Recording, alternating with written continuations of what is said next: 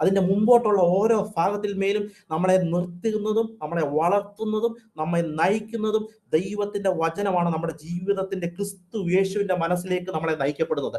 ദൈവത്തിന്റെ ഹൃദയത്തിനനുസരിച്ച് നമ്മുടെ വിശ്വാസത്തെ രൂപപ്പെടുത്തുന്നത് ഈ ദൈവവചനത്താലാണ്.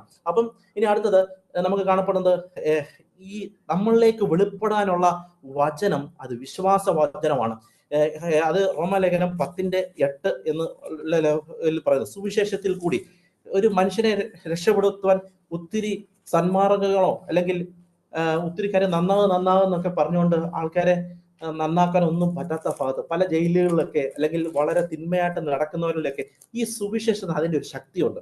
ഈ സുവിശേഷവും ക്രിസ്തുവിനെ പറ്റി അങ്ങോട്ട് പറയുമ്പോൾ ആ സിമ്പിളായിട്ടായിരിക്കും പറയുന്നത്, പക്ഷെ ആ സുവിശേഷത്തിന് തന്നെത്താൻ ഒരു വ്യക്തിയെ രൂപാന്തരപ്പെടുത്തുവാനുള്ള വിശ്വാസത്തിന്, അവരിൽ ദൈവീയ വിശ്വാസം ഉളവാക്കുവാനുള്ള ദൈവീയ ശക്തി ഉള്ളടങ്ങിയിരിക്കുന്നതാണ് ആ ദൈവവചനം.